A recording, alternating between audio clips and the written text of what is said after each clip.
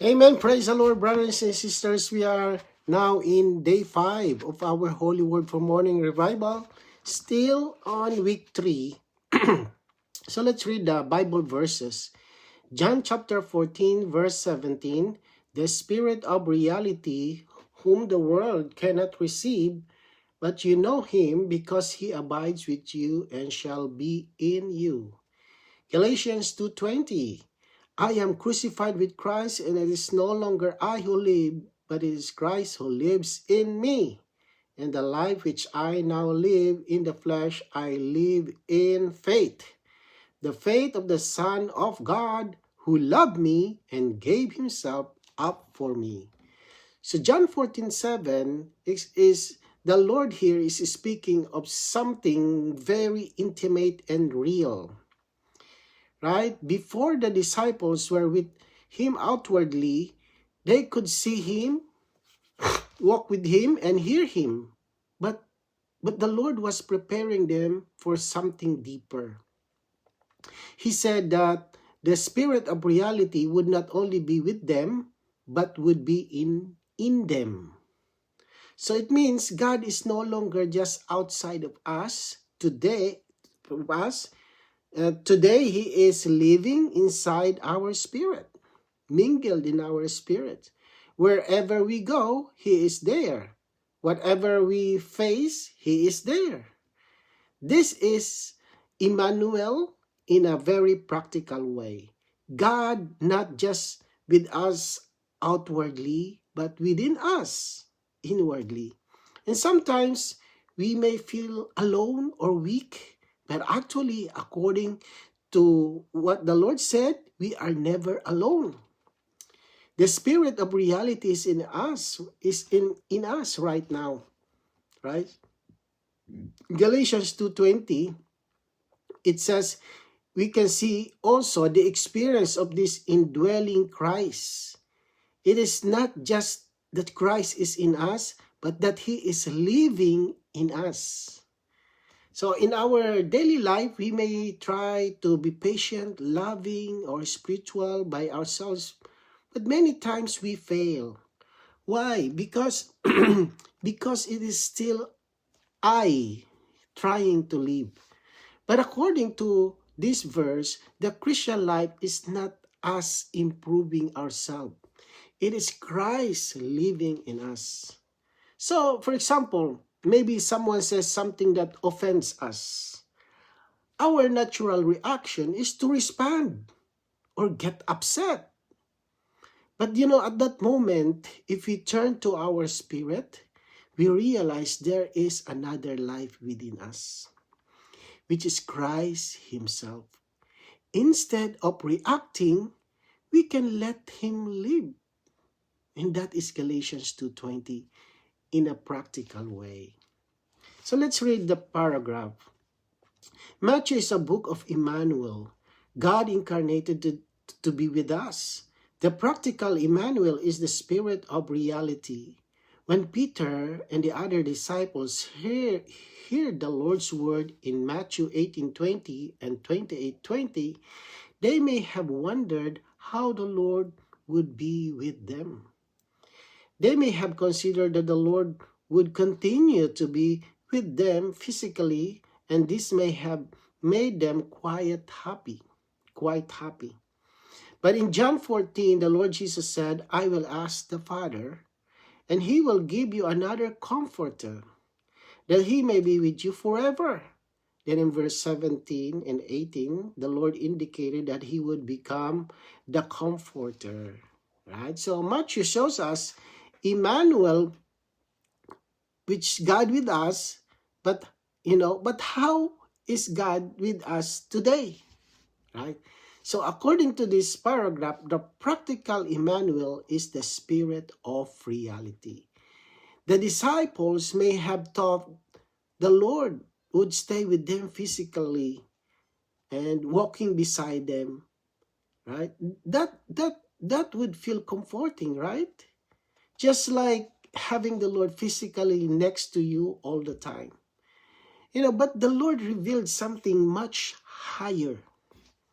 He would come to them in another way, not just outwardly, but inwardly as the Spirit. So that's why in John 14, the Lord said he would ask the Father to send another comforter. Then he showed that this comforter is actually himself coming in another form as the Spirit. So this means the very Jesus who walked with the disciples is now the Spirit living inside of us. So today, Emmanuel is not just a teaching, right? It's not just a knowledge. It is a living experience. The Lord is not far away. He's not only in heaven. He is right here in our spirit as the Spirit of reality. So this is why we can enjoy Him anytime. We don't need to wait or go somewhere special place, right? You go to a building that they said it's a church. No, anywhere you can enjoy the Lord because He is inside of you. So we can simply turn to Him within and say, Lord Jesus, right? And immediately we touch the Emmanuel within us, right? You know, Matthew, right? Matthew shows us Emmanuel, God with us, right? So praise the Lord. So let's read today's reading. In Matthew 28:20, the I is Emmanuel. In John 14, right? In John 14, the I who will come in verse 18 is the Spirit of reality in verse 17. There is a progression in the divine revelation from the Gospel of Matthew to the Gospel of John. Today, the Spirit of reality is Emmanuel. In Acts and the Epistles, the Spirit of reality is the very presence of the consummated triune God. In our spirit, the triune God cannot complete His intention to dispense Himself into our being outside of us, right? Therefore, His being with us must be inward. Let's continue. To live with Christ, we need to be in His divine presence, which is the life-giving Spirit, or Emmanuel, who is the real, practical Jesus, the triune God, with the tripartite man. Right? So according to these paragraphs, there is a clear progression in how God reveals Himself to us.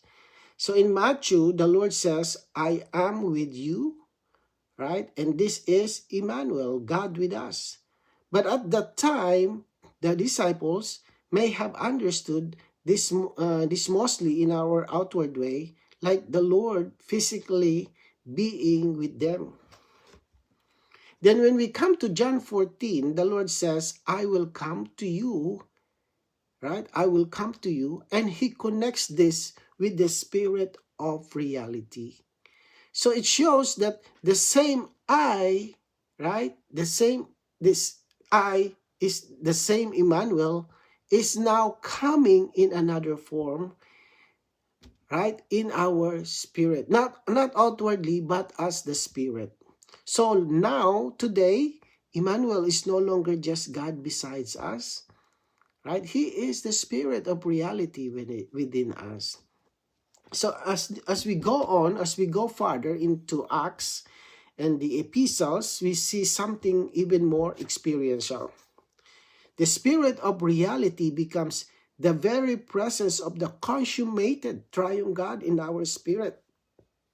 So this means the Father, the Son, and the Spirit are all included in this one Spirit. And now this Spirit is living in us. So the reason is very simple and clear. God's goal is to dispense Himself into us. If He were only outside of us, He could be near us, but he could not be our life. So for him to accomplish his purpose, he must be inside of us. And this is why he's being with us today, right? Today is being with us. His being with us today is inward. Then the paragraph continues by saying that to live with Christ, we need to be in his divine presence, right? And this presence is not something outward, it's not outward again or distant. It is the life-giving spirit within us. So to live with Christ is simply to remain in this divine presence, which is in our spirit, where Emmanuel is real, practical, and available to us all the time. So it shows us that the Lord today is not only our Savior, He is the real, practical Jesus living in us, the triune God with us in the most intimate way. So let's read the next one. In order to walk by Christ as the life-giving Spirit, we must live with Christ as a person who is Emmanuel. Today, Emmanuel is the very life-giving Spirit who is the consummated triune God. As His presence with us moment by moment, He is not only with us outwardly, but also with us inwardly in our spirit every minute of the day. We do and say things one way when we are alone, but when we have someone else with us, we do and say things differently. If you realize that another one is with us, everything we do, such as shopping, will change. So this paragraph, to walk by Christ as the life-giving Spirit is to live with Him as a real person, the real Emmanuel, the Emmanuel today. And this Emmanuel is the consummated triune God as the Spirit. And He is with us, not just, He is with us inwardly, right? But inwardly in our spirit every minute of the day. In fact, it's in there. It will never be separated in our spirit. So this means our Christian life is not mainly about doing things for the Lord, but about living with Him. He is not distant. He is present with us all the time. So this paragraph helps us see that when we are alone, we may act one way. But when someone with us, our living changes. So in the same way, if you realize that the Lord is truly with us, or within us, as a living person within us, our speaking and our action will be different. So the key is to have this realization and awareness that another person is within us. When we live in this consciousness, we spontaneously walk with Him and express Him in our daily life. So let's read the next one. There are very few Christians who walk, live, speak, and do things with Emmanuel as another one with them. We have the doctrine of Emmanuel, but we have very little experience of Emmanuel. If we had much experience of Emmanuel, we would not do many of the things we do today, such as gossip. The presence of the Lord changes our life. We all must have the realization and sensation that the Lord Jesus, who is our Savior, is also Emmanuel. He is the triune God with us, the tripartite man. We should not say or do anything in ourselves or by ourselves. We need to experience Emmanuel.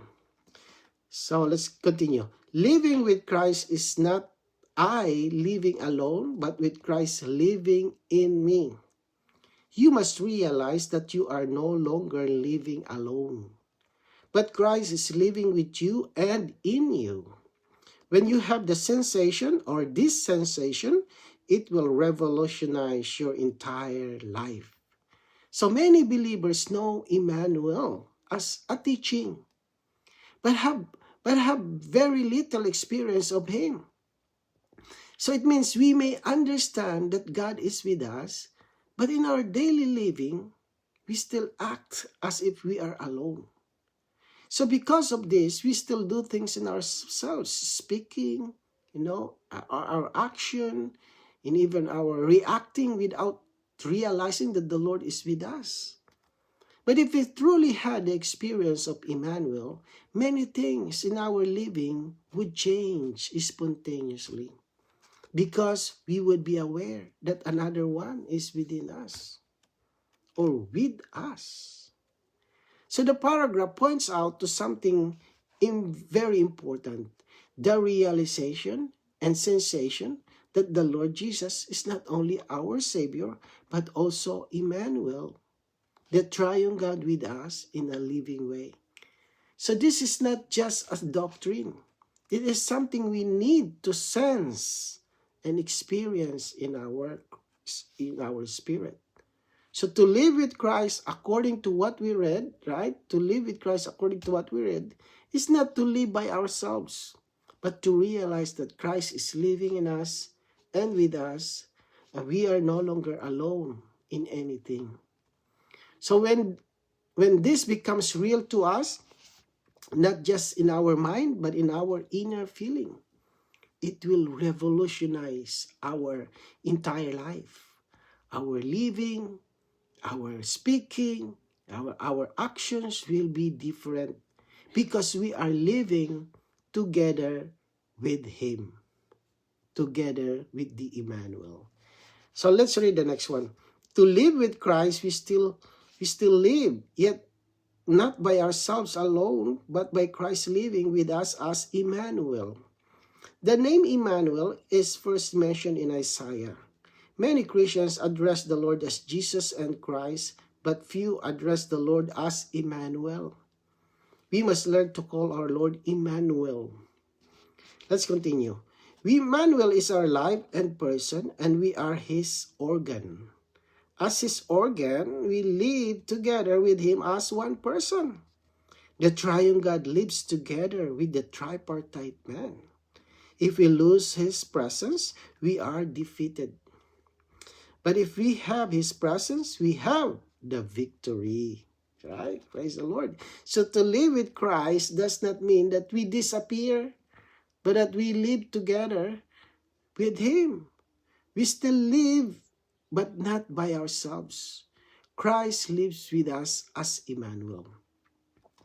It is interesting that many believers call on the Lord as Jesus or Christ, right? But none often as Emmanuel. But here we are encouraged to call Him Emmanuel because His name reminds us that God is with us in a very personal, present way. Then it says that Emmanuel is our life and our person, and we are His organ. This means He is the one living, and we are the vessel expressing Him. So our living becomes a living together with Him as one person. The triune God with us, the tripartite mind.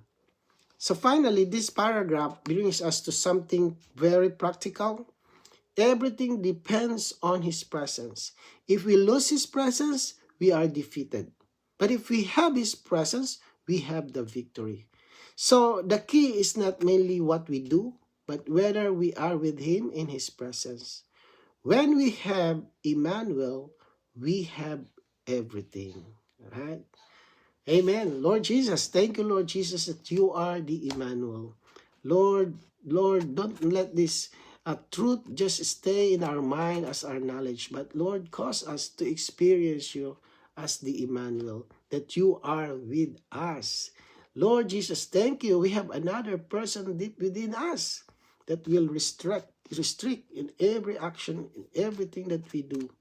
Oh Lord, cause us to realize, sense that we have you deep within us. We praise you, Lord Jesus. Amen.